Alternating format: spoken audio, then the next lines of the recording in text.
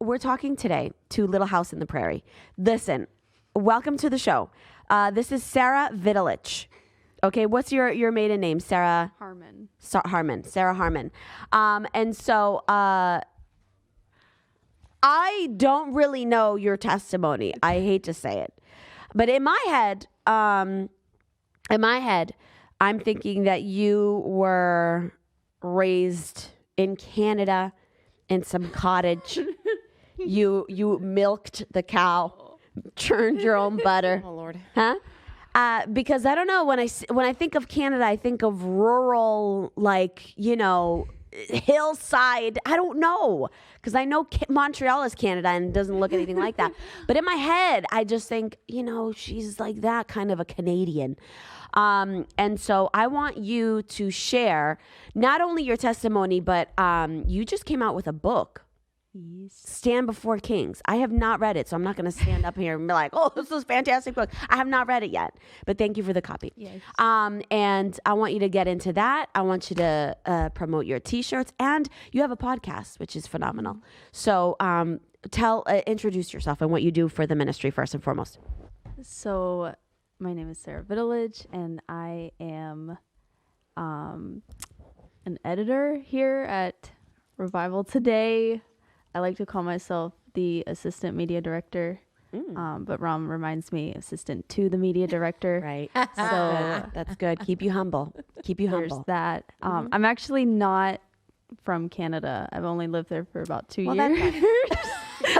But Kofi insists on blaming everything. Falling, crashing down. Yo. How you I'm gonna gonna tell say you. I'm from Canada? Where you? She lived there for like 2 years. Who said that? I thought she lived there her whole life, born and raised. No, Kofi he doesn't let me get off with that, because he'll say, you're from Canada. Yeah. You were born in Canada. You're from Canada. And I'm like, Kofi, I only lived there for 2 years. Seriously. I was only a permanent resident for maybe 6 months officially. And then I moved back. Dang. But, You're from Florida. yeah. Yeah. Born and raised in Pensacola, Florida. Well, good news. And moved around. So you're a good U.S. citizen. Yeah. I have a U.S. passport. I'm really sorry. No, that's okay. I feel horrible. Okay, tell me more about yourself. So, born and raised in Pensacola, Florida, and I lived there until I was about 10. And my mom, so I grew up in church. My mom got saved when I was 3. She actually got saved in the Brownsville revival. Oh. So that was where she grew up Baptist, but that was where she became saved. And she's like, all right, we're gonna go to church every Sunday. But when she first hit it, it was hard. I'm sorry. I just had to do that because someone said stop yelling. But you know what, Julie, it's my show, and you don't even know how to spell my name. So moving forward, go ahead. Yeah. So she But Adalis. Adalis. I've never heard this one before, but go for it. So when she first got saved, it was she believed in no makeup, skirts only. Very UPC? modest, UPCP, very. UPCC. So when I on Wednesday nights I was allowed to wear pants to church, but Sundays it was and even to this day she still holds a little bit, even though she's let that go. She's still why are you wearing jeans to Sunday morning? And even as an adult, I'm still no, I can't wear that on Sunday morning. Seriously, that's so funny. Yeah, that was my upbringing, and then she kind of phased out of that. But so then when I was 9, growing up, my mom was the one that was the spiritual leader in our family, because my dad was he believed, but he never went to church or anything like that. So it was always she was it was me and her in the car Sunday mornings to church and back, and then Wednesday nights to church and back, and he just kind of stayed back unless it was Easter or Christmas. Mm-hmm. And so that was just kind of how things were. And then when I was 9 years old, my dad passed away in the middle. My mom was out at a meeting, and then it was him, myself, and my little brother. So I have one biological brother and then one half sister. So he passed away. So she came home, and like everything was normal, but she was like really mad because he didn't like feed us dinner. And so she went into the bedroom to like yell at him, and he was like gone.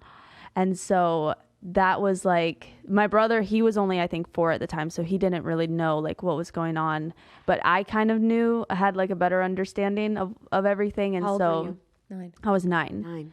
So almost 10. So like, but I was like raised to kind of be like, I want to say like be an adult from like a really young age, because even at that age, like I was like raising my brother and like cooking for myself, like very independent. Like my mom taught me to, because I was homeschooled.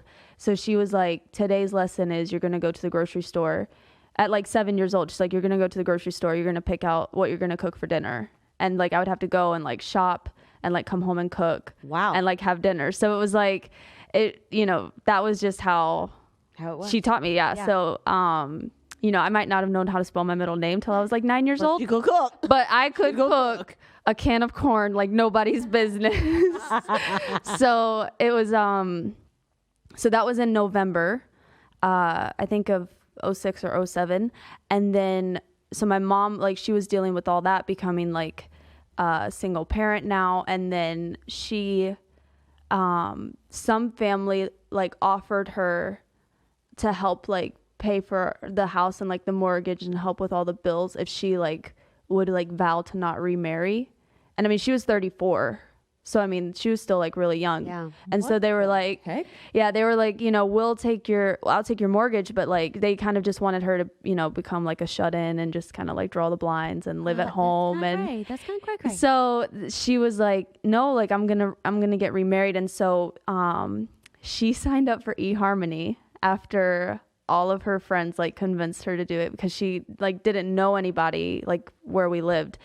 And it was crazy because she set like which I mean, like thinking back on it now, I'm like, you're like insane, because I watched so many Forensic Files, right? I'm like, you're literally so insane.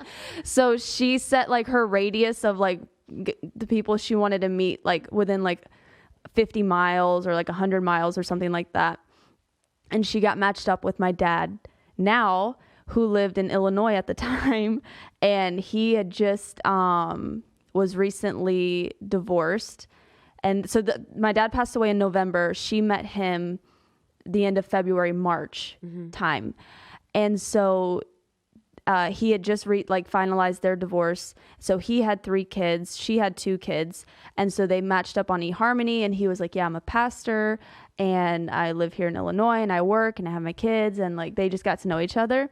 And then a month later they got married. A month later? Yeah, a month later from like talking in March to April 7th they got married. They just celebrated 13 years. Wow. Yeah. So it was really wild, because like at that time I was still really young, but I had like told people, I'm like, if my mom gets remarried, I'm not calling him dad and I'm not changing my last name, because I didn't know, like I just thought like that's what you had to do, like if you're like doing that. But then it was the trauma of losing a dad and then heading right into another kind of like paternal figure was daunting. It was, and then plus like going from just being my brother and I to 3 siblings, going from the house I lived in for 9 years. Like we never moved, like when it was just us, like we stayed, it was like that was going to be the house. And then we moved to like Illinois. Like I didn't even know, homeschooled, I didn't even know where Illinois was on the map.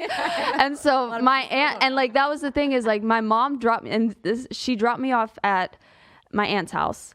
And she said, I'm going to a wedding in Tennessee. I'll be back. And she did. And then she took like a turn to Illinois to go meet him. And she didn't tell me that. And so she's like, my aunt called me into the room and she said, Sarah, you need to sit down.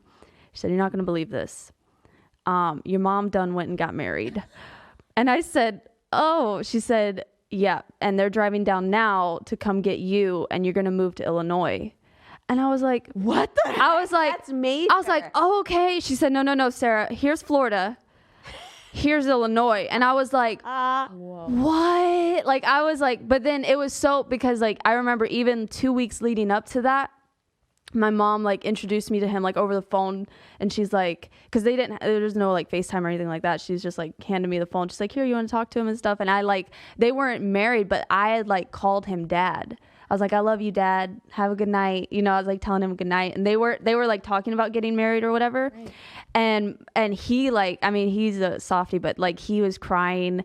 And I like that kind of like broke in me of like, I'm not having another dad. Like, I'm not calling anybody dad. Like, they weren't even married yet. I was like, love you, dad. And so it was like, totally like the Lord, because even when we came together, like his kids called my mom. Wow.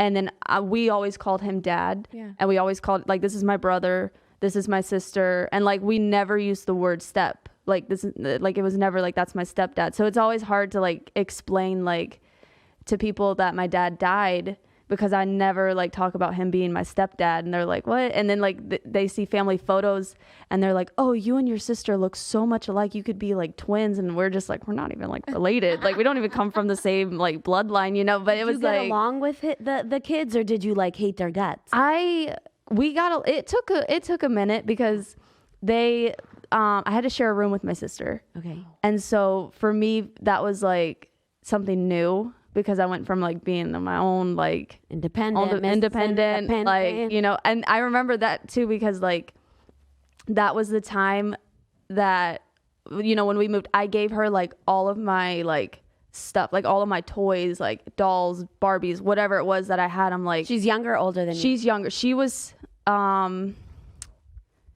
4 years younger than me. Okay. So she was like 6. Mm-hmm. And I like gave her everything. I'm like, this is child's play.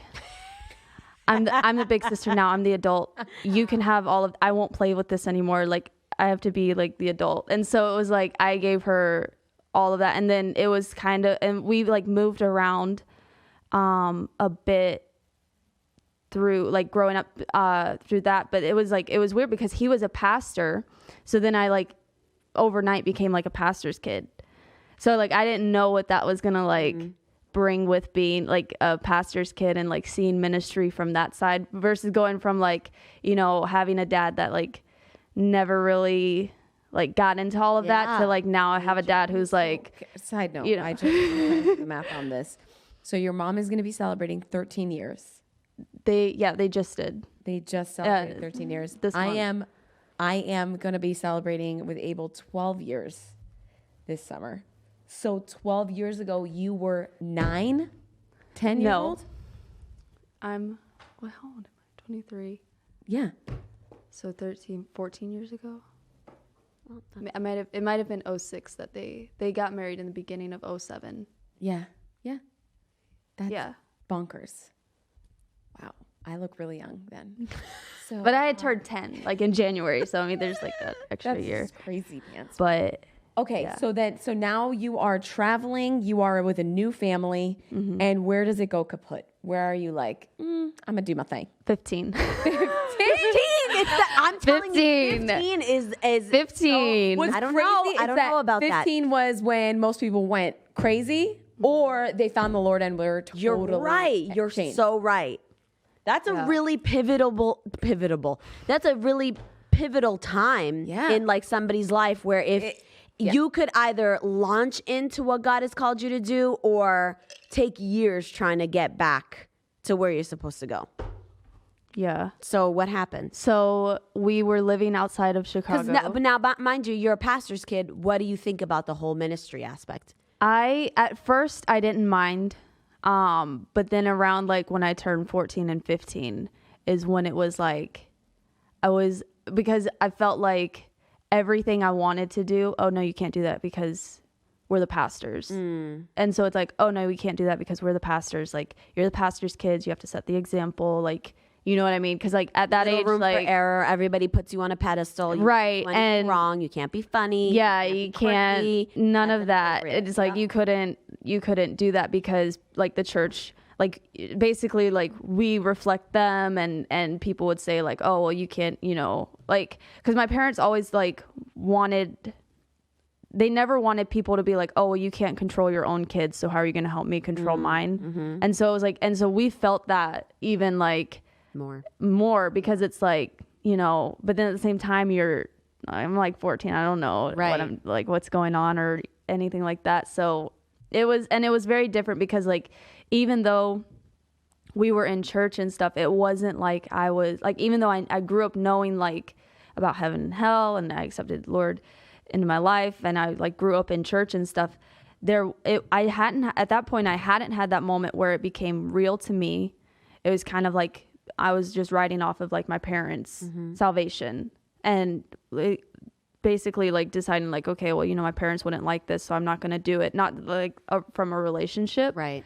And then from that point, it was kind of like I didn't have like that revelation.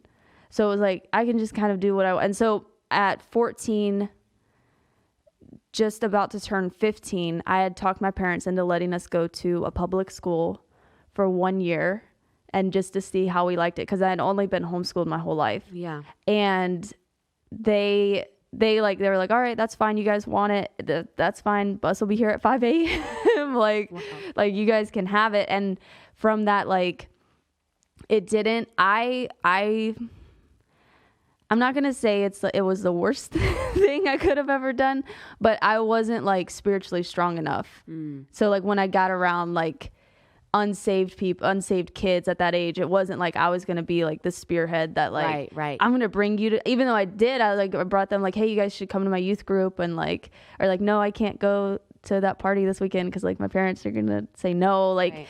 Like even though it was like that, I still like went off course of where I was supposed to be. And so I asked my mom for a boyfriend, and she said no.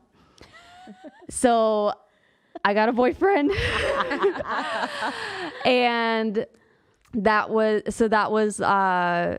where it all went off track, because we had been, and like he was really young, I was really young. And like, I think we were like dating for like a month before I even found out he was on probation and stuff. And so Mercy. so like, I was like, well, I didn't know that. So I know my mama for doesn't what? know that. He got caught with drugs at school and stuff. Okay. And so I was like, well, my mom don't even know like that. And so like, Mom, if you're watching, I'm sorry. So but like, that was it that like spiraled out, because like, I was like invested, and I was like, this is going to be it. Like, and I'm going to we're going to get married and all this stuff. And like, so I went through like a lot, because I was raised to like know what like a godly relationship was. Right. Like, this is your person, you're like committed, you're submitted, you're whatever. And so like, to me, it was like a very serious like relationship. And so not for him. Yeah. So like, I went through a lot of like that. And then, and he wasn't saved. He wasn't saved at all. No. And so there was like, we went through like that school year. And at that same time, like I grew up very like introvert. I know that's like hard to believe, but I grew up very introvert. And so like, but like, believe it or not, like way worse. Like, because when people tell me now, like, I'm super quiet, like, I laugh, because I'm like, you have no idea, like, how much worse it used to be. Like, I couldn't look at people. I couldn't, like, talk to people. Like, I couldn't look at people in the eye. It was like... When did that change? So that changed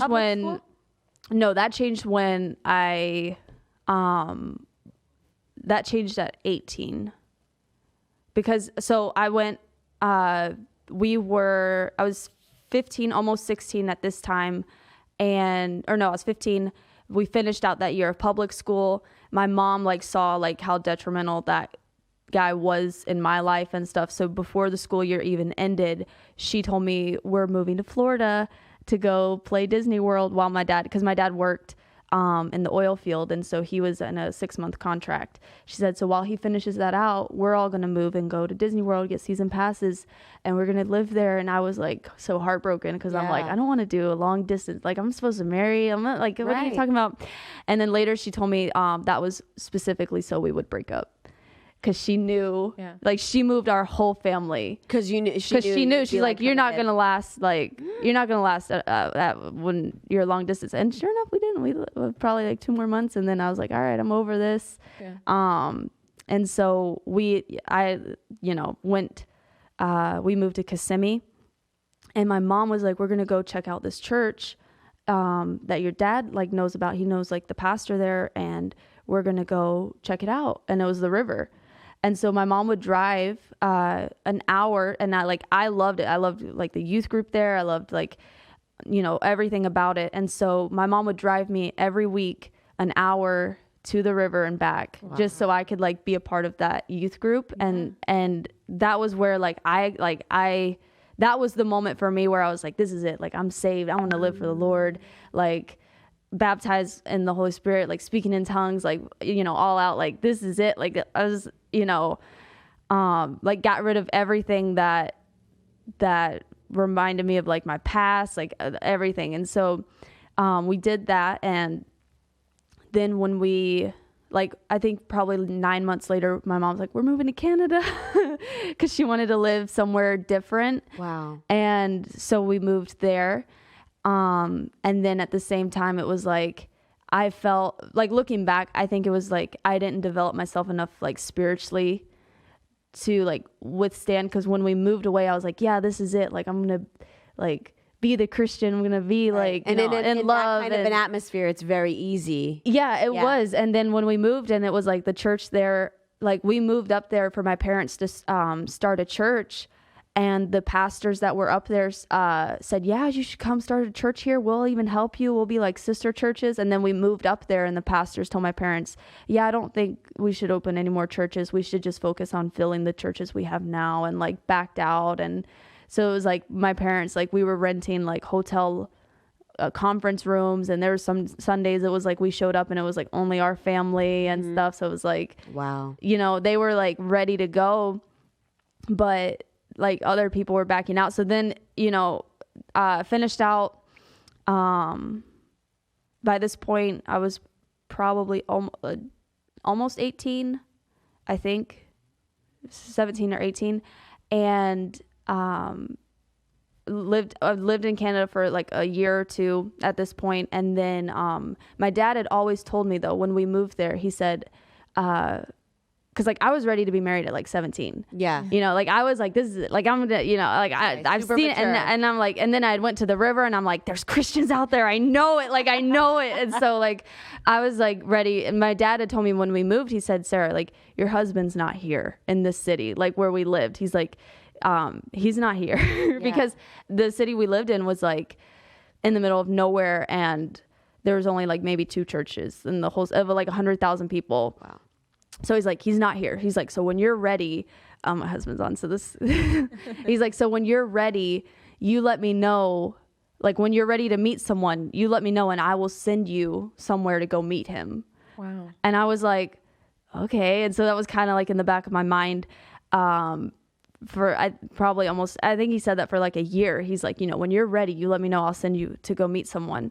And so there I had kind of like fallen off of, I wanted that relationship with God. I wanted to be, in the ministry or like do something with the ministry, but I didn't like know how. And I wanted it, but it was like something was like holding me back. Yeah. And so then I had met someone else there, and because like I had worked, and then I was trying to figure out like, do I want to go to Bible college? Do I want to go into the oil industry like my dad and work in the oil field? And I did that for a couple months, and You did. Of course you did.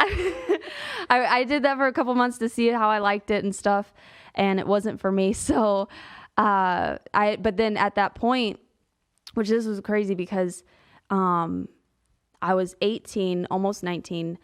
It was in December, and I had been seeing someone else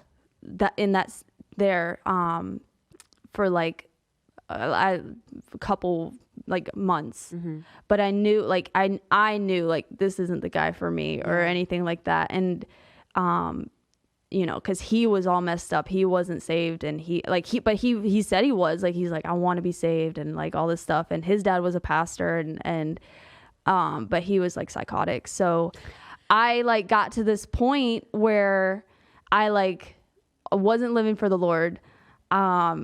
And I was like, no, but I want this. And I remember telling my dad, I was thinking to myself, like, why waste so much of my life, like trying to find somebody that isn't even gonna, like, it's not gonna benefit me or anything like that. Like, why not just like get serious with the Lord? Like, Lord, like, I want a life. I want to start a ministry. I want to be this person. And so it was December and I was 18 and I sat my dad down and I told him, I said, Dad, I need you to send me away. Cause he knew I was with this guy. Yeah. My mom knew I was with this guy, but at the same time I was like, they didn't know what to do. Like, cause they can't like be like, you have to break up with him. Cause I'm like, I'm 18.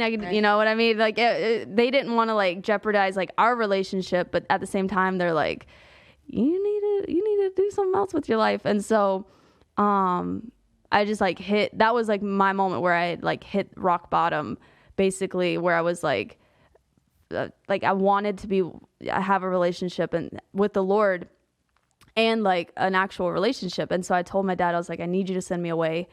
And he said, all right, I'll send you wherever you want. He's like, you want to go to the river for a little bit and try out, like, see what you think about going to school there and stuff. And literally within 3 days, they had me on a plane. That was Christmas. And they had me right after, the day after New Year's, they had me on a plane to go. And they had it arranged where I was going to go and live with someone for a month, who at the time was Krista Jones, but now Krista Yesta, Pastor Krista. Yeah. So I lived with her for a month just to be in that environment, be at the school, see what it was like, see if I wanted to go. And at that same time, so like Mike and I like matched up timelines, and that same December, he was with some other girl that he wasn't supposed to be with, and the Lord told him, like around that same, like I don't know if it was like 2 days before Christmas or 2 days after Christmas, but like that same time, the Lord had like told him, you need to leave or else. Like he audible voice. Yeah. He's like, leave or else. And the Lord told him that 3 times. And then he broke up with her. He came home. His mom already, like, she was waiting. She already knew. She's like, you broke up with her? He's like, yeah. Cause he had been in a relationship with her for a couple years. And that was where like his turning point happened of like, okay, I'm going to go find the Lord and get serious. And so I was in Florida, and that was where I decided, okay, I told my dad, I was like, and I didn't want to go to RBI or anything like that at the time. I was like, Dad, I don't want to come home, but I don't want to go to RBI. And so he's like, well, it sounds like you need to make up your mind. So I ended up not coming back home after that.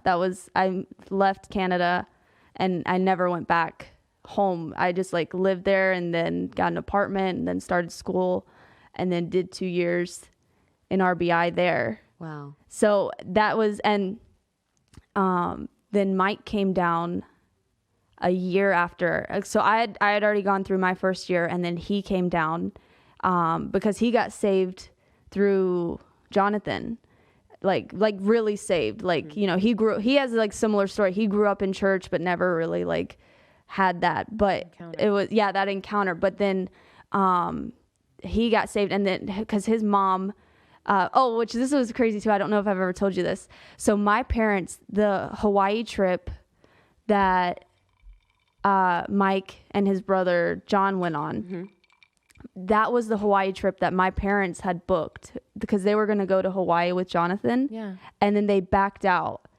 And then Mike's mom found out that 2 people had backed out of going to the trip. So she got the 2 tickets for Mike and John to go to Hawaii. Wild. And so I was, so like, it was like when we matched all this up, it was so crazy. So he went there, he like 10 days there, he got radically saved. And then he went to the river, and that was it. And so we met there, and, I had gone through 2 years. I was like, there's nobody here for me. I'm not getting married. There ain't nobody like I want to be with. And then when I met him, I actually, for a couple months, I didn't like him at all because he he irritated me because, which, I mean, I've told him this since, so he knows, but like, it was, one day where we were like cleaning the church, and I was like making jokes that I wanted to go home. And he's like, you should just go home because like your heart's not in this anyway. And I like that I would be drinking like Dunkin' Donuts coffee, and he would be like, why don't you believe for like something a little better? Because and everyone would laugh because he's joking, but I got so mad because it was true. I was like, my bank account, I can't buy like this kind of coffee because my bank account, like this is $1 happy hour coffee. Like I was like, so like, but that, like he had that mindset of like prosperity and like, Break you know, you out you of can that. have like, you can have nice things. And so like, so then, you know, after he came back, or he was in school and like we kind of like towards that last quarter, he started like sitting next to me and becoming friends with my friends and like everything like that. So, we were out, a group of us were out, and he said at this time, like I liked him and I think he liked me for sure. Yeah. But we were getting coffee and I hadn't told like at this time I knew I was coming up here to work, with Revival Today. But I didn't tell anybody because I didn't want anybody to treat me like different. Because like some people had found out and they're like, oh, put in a good word for me. And I'm like, no. So I wouldn't like tell anybody, like nobody knew that I was coming up here. And he said, oh yeah, I'm going to go up for the summer and intern with Revival Today.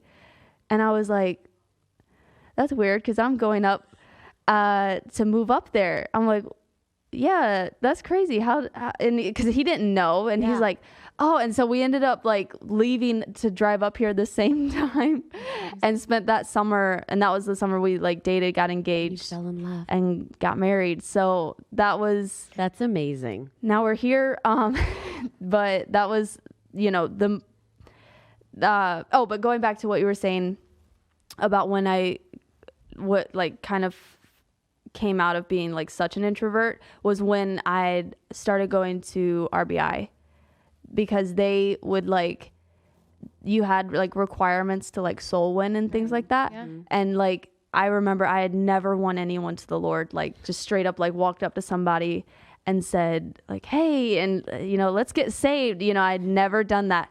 And so, and I think like each quarter you had to win like 250 people. Yeah. And so that was like, I was so like scared at that time of like, how am I going to do this? Like, I don't even like talk to people and stuff. Right. And so I remember Pastor Rodney saying how he got over his fear of heights was that he went and got on a glass elevator and just rode it up and down screaming like, I am not afraid of heights, you know? And so I took that like literal. So I went to Walmart and I sat in my car screaming, I will win souls, like, and then literally hyped myself up to go into Walmart and find someone and like, and then I found someone. I led him to the Lord, led him through. I don't even know. I mean, he's just being nice, but like, I like prayed with him and I was like, okay, that's it. I did it. And then they're like, all right, do it 249 more times. And I was like, okay. And so that like really broke me out, because when I would go home to visit for Christmas, people who knew me before were like, wow, you're like really talkative and like, you're really kind of like, what happened? You just, you're not so shut in or anything like that. So like that helped break me out of that, because like I never like, which was funny when like we took our personality test, because like I never wanted to be introverted. I never wanted to be shy. It was just like how I grew up, and it's like, okay, this is just how things are. So this is how it is. But like at 15, I had a YouTube channel that like I was like, I'm going to be the next YouTube star. I'm going to be the next this. And like, I would make these videos that like looking back now, you know, it was like, that was like my release of like being an extrovert. Like I could yell, I could scream, I could talk to people, I could like act stupid and it'd be all right. So, but like I would never act like that in front of anyone. So like I would never do that. So, that's how I learned like video editing, was making YouTube videos. It's so cool how everything been, like, ordained. Totally. So then you meet your husband, and then you launch your own ministry. Yep. So when we, like on our first date, he told me his plans and like what he feels called to do.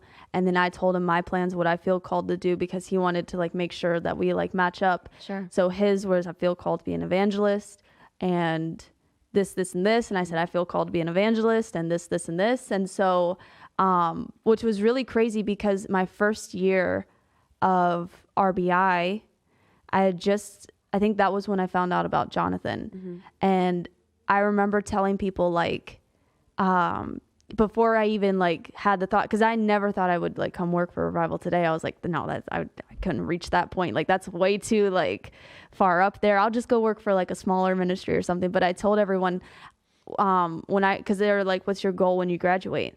And I said, when I graduate, I want to work for an evangelistic ministry and learn the ins and outs of ministry and also develop my skills in video editing. And I even told people I want to be the ROM of what ROM was to Revival Today. I want to go be that for a ministry. Wow. Like I had even used that example. Like I want to go be a ROM to a ministry. And then when ROM called me, he's like, so you want to come work for Revival Today? I was like, wait, what? Like I had never, like it never entered my mind. But yeah, so it was crazy how the Lord had like worked that out, because now I like get to see behind the scenes of what we feel called to do. And so last year in May, we launched MJV Ministries and started that up. And so we travel, preach, and then towards the end of last year, we started doing broadcasts and things like that, because I'm like, this is like, it's a way to reach people. It's, it's a platform, and it all counts. Yeah. Okay, so tell everybody now about Buck.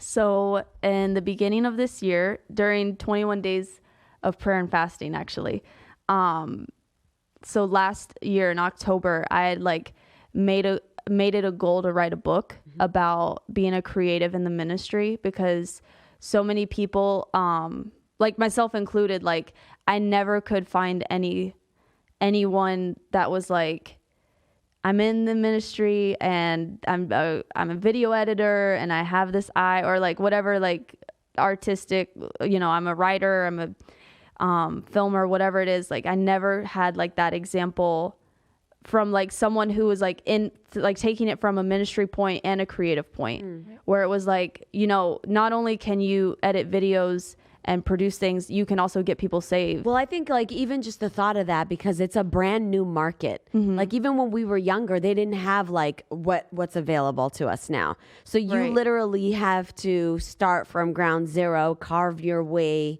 through. Yeah. Because even what you do isn't like what's normal. Right. You know what I mean, like normal church ministries don't do that. Yeah. So like having this be an outlet for somebody for the upcoming generations, where now this is, you had to start from ground zero, but now that they can build on whatever it is that you've learned and all the little tidbits that you've taken from the ministry is so important. Which is what I wanted. Like I wanted to be able to like give someone like my advice and then like have scripture to it and have like, why do you work in excellence? Right. What does it mean to have the mind of Christ? Like, because it's like, you don't have, I even said like, you don't have creator's block. There's no such thing as creator's block. Good. Like the God who created everything lives on the inside of you. And like, just like learning how to like access that, because that was like a major key for me.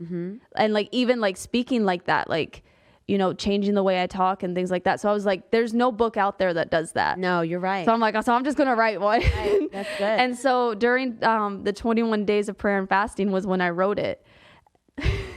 So Mike, do not wait around. He was working in Washington at the time. So he would have to be out there at like 7 a.m. So he would drop me off here at like 6:30. Sometimes 6. And this was before like morning prayer or anything like that. Right. So it was like unusual for anyone to be here. And so I had like 2 to 3 hours every morning before I would clock in. And so I'm like, I'm just going to take this time and just start writing a book. And then that was literally at the end of the 21 days of prayer and fasting, it was like finished. And I sent it off to be edited and published. So amazing. It was a miracle. Cover. I did. Of course you did. You blow me away. That's crazy. There it is. Woo!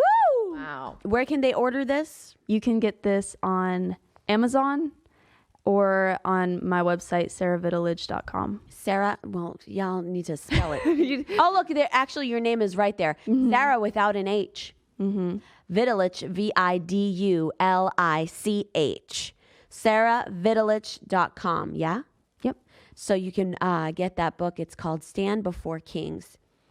What is it? How creatives get promoted in the kingdom of God. Wow. Let me get that book though. You can have some. Thank you. Also, you have gear. You have merchandise, right?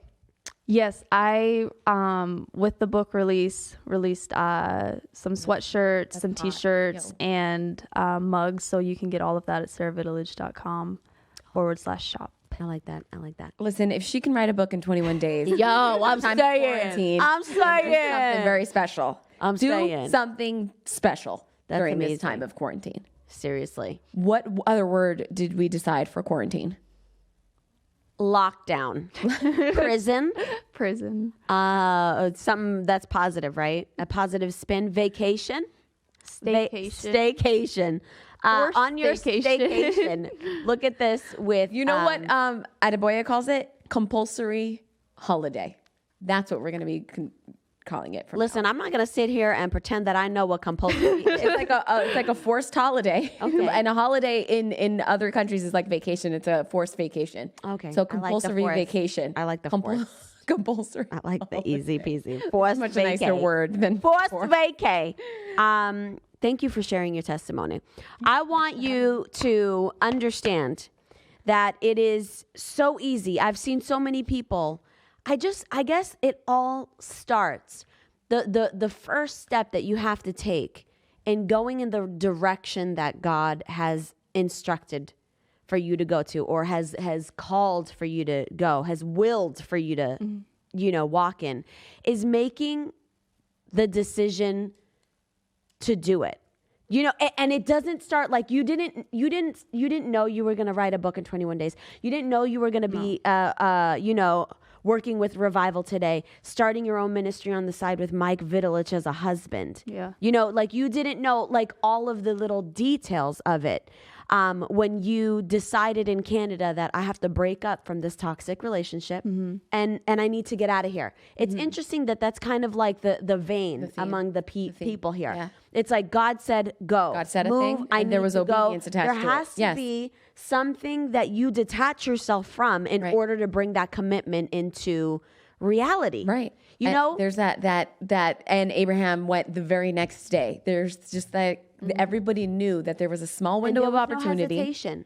And it was like what Rachel was saying. She had the vision of the anointing and the ministry, the opportunity, and they were whatever. crossing. And it's like you need to move when the opportunity arises, right? Because if you didn't, like, you'd still be in Canada. Yeah. You'd still probably be married, maybe divorced by now with 3 kids, Yeah. like cracked out because you don't know how to handle it. Yeah. So, I mean, it's just so important that you and you and the people that are listening, that you are obedient to the voice of God. We didn't have all of the answers. Right. We didn't have all of the details.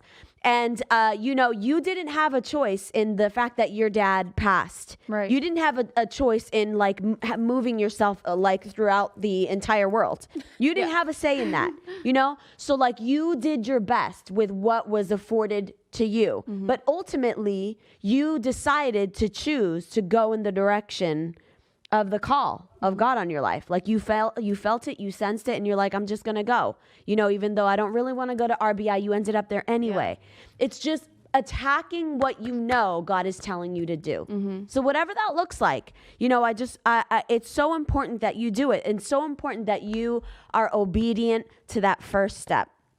Because from that first step comes another step, then another step, then another step. And then lo and behold, you're an author of a book with your own website, with your own podcast. Tell people what your podcast is called. Sara Vidulich? The Sara V podcast. The Sara V. Made it really easy on that one.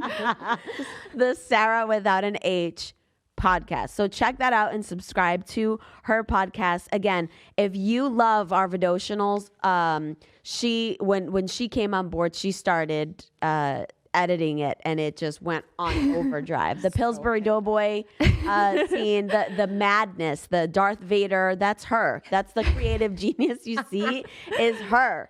So she's got an incredible sense of humor. But I hope that does really, like, you know, you deciding to be in a toxic relationship could break you. You know, it has the potential of taking you far from where God has you. And, you know, it probably sucked. She probably didn't want to. She probably didn't want to, you know, leave those relationships because she felt like, I'm emotionally invested. I've got like a spiritual connection with this person, or what is it called? Like a soul tie. You know, you got soul ties with these people, and you're like, this would be heartbreaking for me, especially at such a young age, you know? So it's like, but you did it anyway. And then you had like godly influences that were like, if you don't do it, I'm gonna do it for you. You know, like we're moving to Florida. So it's like Mom. all of the things that have happened in your life is to get you to where you're at right now. And so if you're in that kind of like a weird place where you're like, I don't know what my life it looks like or what it's going to look like, but I know, but I know right now is not where I want it to be.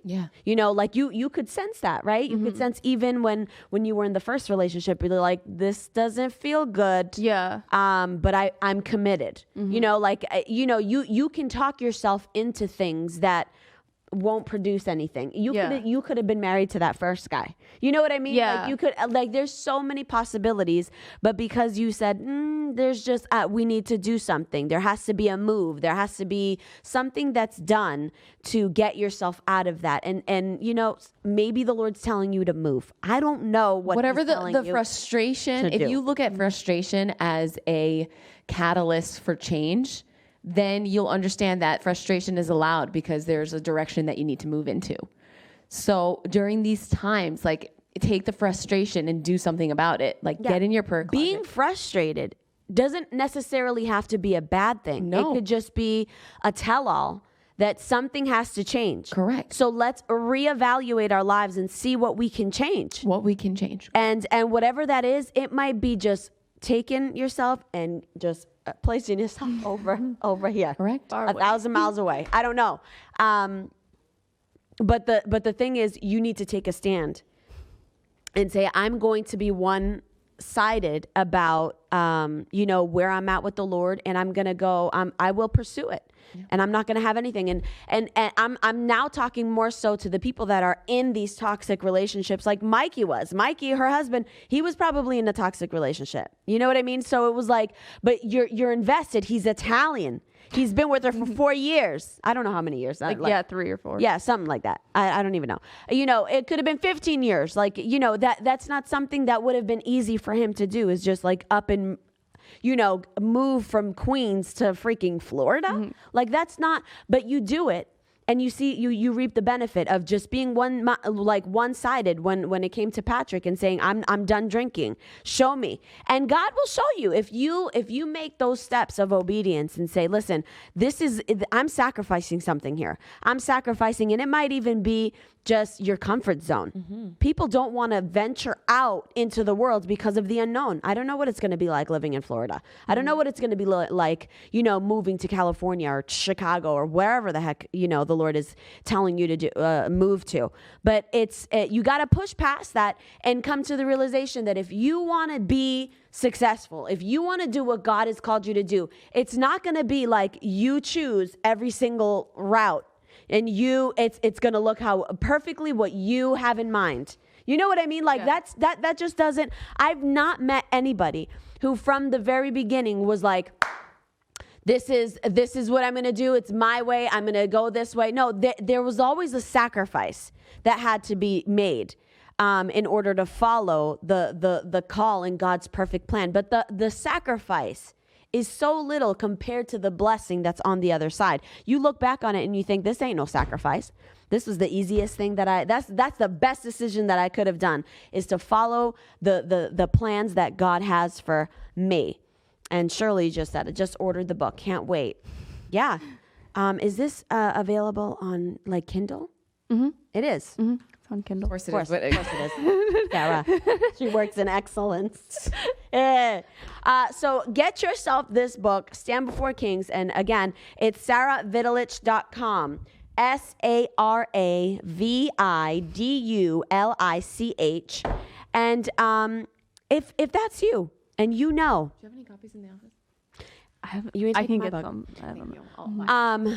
If you know that you need to get out of this relationship, you need to move forward in the direction that God has for you, I need you to take a stand today. I need you to be one-sided. Mommy and daddy, like she said, mommy and daddy can't go with me where I'm past this point. I've been riding their coattails for too long. Now I have to stand up and say, you know what? This is what I believe in. This is what I will attack. This is what I'm walking into. People need to desire their own encounter that will mark them for the rest of their lives. And I think that this time that's a word. is That's the the word, perfect Magali. time for an encounter. Magali. That's a You word. need to get into your quiet spot, in your hiding place, in your secret closet, whatever it is. And you need to desire an encounter from God that will mark you for the rest of your life. Do that today. Do that. And if you've never made that commitment and you know you got to get out of this relationship, I want you to go ahead and text that person right now. I'll wait. Go and text that person right now and say that you and me, we can't be. Make a poem out of it. You and me, we can't be. I'll see you when I see you. I don't know. Just be creative. You don't have to be creative. You could just give them a call and be like, this ain't working out. I'm sorry. Our relationship needs the social distance. Exactly. This social distancing has made me come to the realization that we need to socially distance our relationship forever, not just 6 feet apart.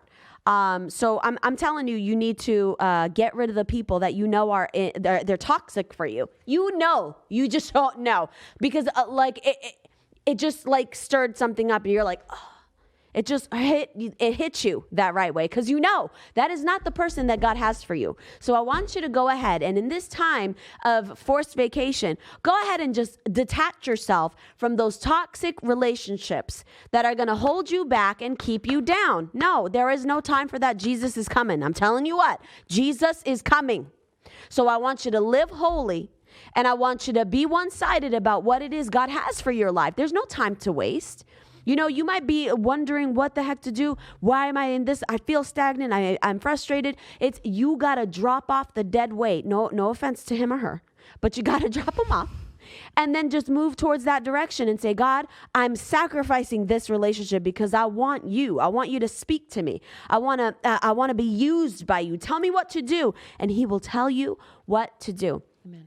And if you know that you need to get your life right with the Lord, Sarah's going to lead you in a prayer because she's a soul winner. She just led her DoorDash guy, her Uber delivery guy to the Lord the other day. I want her to pray for you. Meet Jesus. I want her to pray for you. It is time to get your life right with the Lord. And I know you guys have kind of been reflecting in your head because you've been in this forced vacation, but it's time. It's time to make the moves, and it's time. Listen, if she hadn't made that move to let go of those relationships, she would not be here today. Yeah. As happy as can be with a daggone book. I mean, an author.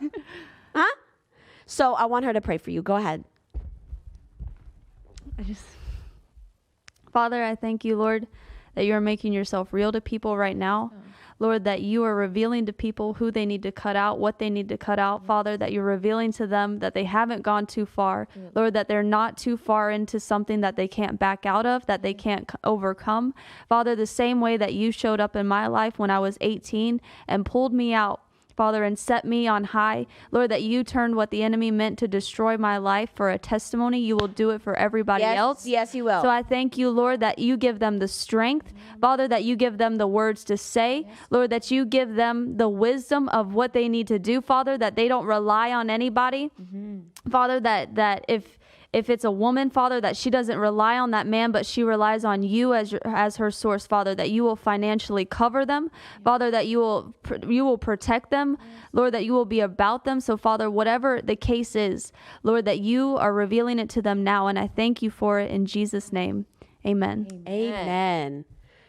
Receive that today, and make the commitment to serve God fully. And I'm telling you, you are not going to lose.